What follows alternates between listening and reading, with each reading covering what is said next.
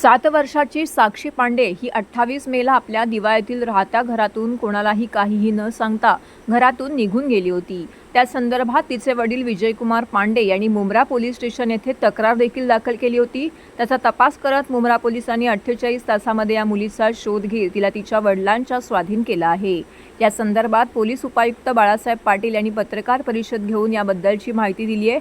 या अपहरणाची माहिती मिळाल्यानंतर सहाय्यक पोलीस आयुक्त प्रिया ढमाले आणि मुंब्रा पोलीस स्टेशनचे वरिष्ठ पोलीस निरीक्षक अनिल शिंदे यांनी अपहरित मुलीच्या राहत्या घरी भेट देऊन पोलीस अधिकारी आणि अंमलदार यांना सूचना दिल्या। तात्काळ डीबीच्या 4 टीम, NDSच्या 2 टीम तपासासाठी रवाना केल्या। दिवा आगासन रोड येथील CCTV फुटेज तपासले। ती मुलगी दिवा स्टेशन प्लॅटफॉर्म क्रमांक 1 वरती एका अनोळखी इसमासोबत बोलत असताना दिसत होती। त्यानंतर दोघेही अंबरनाथ लोकलमध्ये चढताना दिसत आहेत। त्यानंतर दोघेही बदलापूर ट्रेनमध्ये चढून बदलापूर स्टेशनला उतरताना CCTV मध्ये दिसलं। पोलिसांनी बदलापूर स्टेशन येथील आजूबाजूच्या परिसरामध्ये चौकशी केली असता त्या अनोळखी इसमाचे नाव सुमित शांताराम जाधव असल्याचं निष्पन्न झालंय। त्याच्या राहत्या घरात पोलीस गेले असता अपहरित मुलगी आणि संशयित इसम याचे 3 अल्पवयीन मुलं घरात मिळून आली। तो व त्याची पत्नी मागील 1.5 वर्षापासून वेगळे राहत असून मुलांच्या संगोपनावरून त्यांच्यात वाद आहे। सुमित जाधवच्या मुलीच्या बाबतीत गैरकृत्य झाले होते, तसेच गैरकृत्य या मुलीसोबत होऊ नये या काळजीपोटी या मुलीला तो आपल्या राहत्या घरात बदलापूर येथे घेऊन जाऊन आपल्या मुलीसोबत या मुलीची व्यवस्थित देखभाल करत होता। पोलिसांनी त्या मुलीची मेडिकल टेस्ट केल्यानंतर ती सुखरूप असल्याचं निष्पन्न झालंय। आई वडिलांच्या कटकटी स्वभावामुळे ती घरातून स्वतःच निघून गेल्याचं तिने पोलिसांना सांगितलं आहे।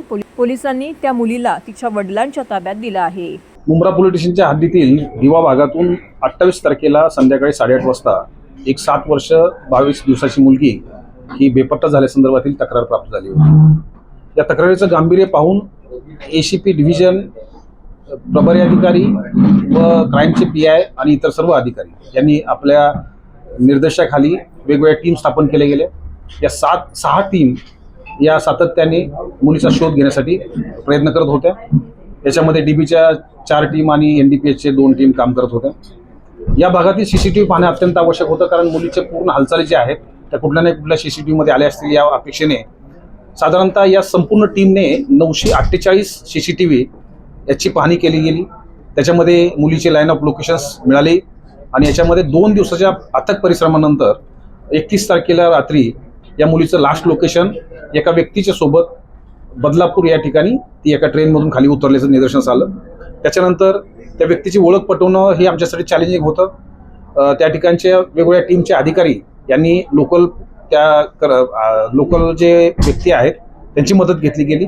त्यांच्याकडून त्या व्यक्तीची ओळख पटवण्यात आली। ती व्यक्ती हा स्थानिक व्यक्ती आहे, जाधव नावाचे व्यक्ती, सुमित जाधव यांच्याकडे त्याची ओळख पटल्यानंतर त्याच्या घरी ही आमची टीम गेली। घरी ही मुलगी त्या ठिकाणी सुखरूप सापडली। त्याच्याबरोबरच ती जे सुमित जाधव आहेत त्यांची स्वतःची 3 मुलं ही त्या ठिकाणी होती। ते 3 मुलं ही समवयस्क आहेत, त्यामुळे त्यांच्याबरोबरच ही होती। या बाबतीमध्ये ज्यांच्याबरोबर ती मुलगी गेली होती याच्यामध्ये सुरुवातीला डाऊट येणं अत्यंत स्वाभाविक आहे। त्यामुळे आम्ही त्याचं पूर्ण व्हेरिफिकेशन केलं गेलं की त्यांनी सोबत कसं काय घेऊन गेला। तर या मुलीने स्वतःचा पत्ता हा दिल्ली हा सांगितला होता।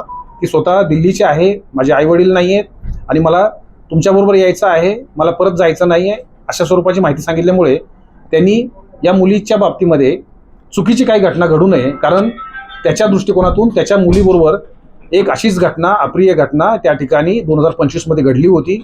याबाबतचा गुन्हा खडकपाडा पोलीस स्टेशनमध्ये दाखल आहे। तर अशी काही चुकीची घटना यांच्याबरोबर घडू नये, ती सुरक्षित राहावी या उद्देशाने तो तिला तिच्या स्वतःच्या घरी घेऊन गेला होता। त्याचबरोबर त्यांनी आईला फोन करूनही सांगितलं होतं की मला उद्या या बाबतीत पोलीस स्टेशनला जाऊन माहिती द्यायची आहे, परंतु रात्री मी तिला सोडू शकत नाही, अशा स्वरूपाची माहिती देऊन त्याने स्वतःच्या घरात सुरक्षितपणे ठेवलं होतं। 2च दिवसामध्ये ही मुलगी त्याला पप्पा म्हणत होती। एवढं चांगलं वातावरण, त्यांनी एवढं प्रेम ह्या मुलीला दिलं होतं।